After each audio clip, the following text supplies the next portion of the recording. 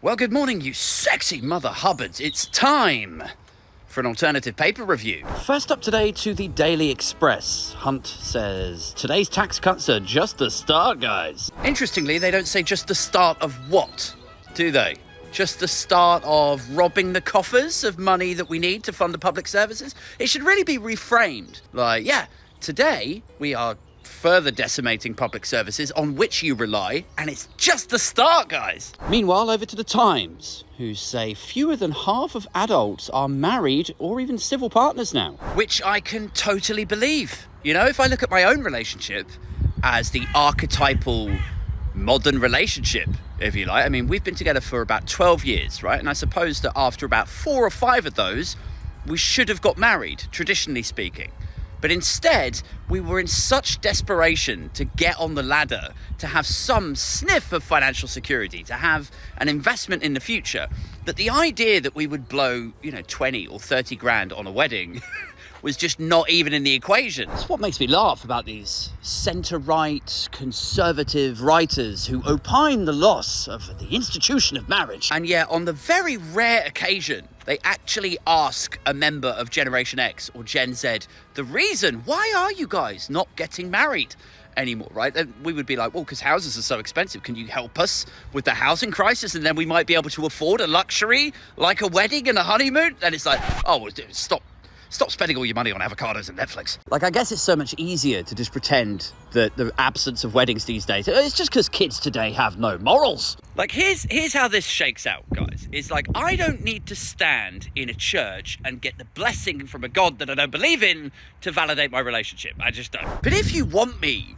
to do it, like, I'm open to it, but you got to make it way easier for me to justify blowing 20 grand or 30 grand on something versus the outrageous cost of literally everything else. Make housing cheaper, bring energy bills down, make it so weddings are just as comparatively cheap for a person today as they were in like the 1960s. Like, really, this is the same story as the housing crisis when you think about it. Like, if you pan out, it's the older generations casting aspersions on my generation and younger. Like, why aren't they getting married?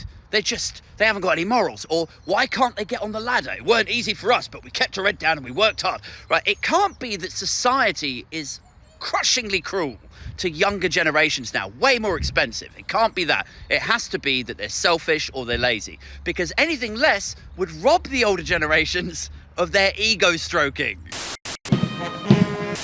You know, if they acknowledged that society now is significantly harder for younger generations than it ever was for their generation. Like, we don't get 110% mortgages. Our houses are not 4 times our salary. If they were forced to accept that society is a harder, rougher deal for us, then that would rob them of their ability to do that whole, like, oh, well, it weren't easy for us in my day, son. Yeah, it weren't easy for us either. You know, we had 12% interest rates on a mortgage of £3.50. It weren't easy for us, but I pulled up my bootstraps and a bit of elbow grease and I got on, and that's what you got to do too, son. You know, they love that story, that self-ego stroke of, like, that they succeeded against the odds rather than the obvious truth, which is that they are huge beneficiaries of the housing crisis. That's why they've got 500 grand equity in the bank.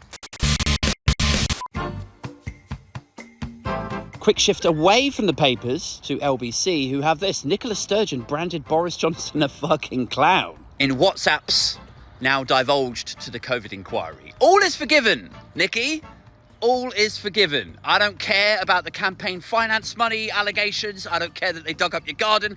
I don't care if they find a body. Finally, to the Telegraph. Isabel Oakshot, star columnist, says feckless Britain is too woke to fight. We will lose the next war. And look, I suppose if you take this sort of woke nonsense out of it, I suppose there is this fear permeating through the journo-political landscape right now that the younger generations are simply not willing to fight for their country. But again, like, to bring this back to the Times piece about weddings, this is kind of the same story again. Housing crisis, why aren't people getting married? Why aren't they willing to fight for Britain? Like, if you actually asked, like, how about that? A journalist asking questions. If you actually asked young people, why wouldn't you be willing to strap on a hat, put a gun over your shoulder and go and stand on the front line? for Blighty. What is your issue? I suspect what you would hear is some sort of variation of, is it worth me losing my life on the front line and leaving my children to grow up fatherless if the thing that I'm fighting for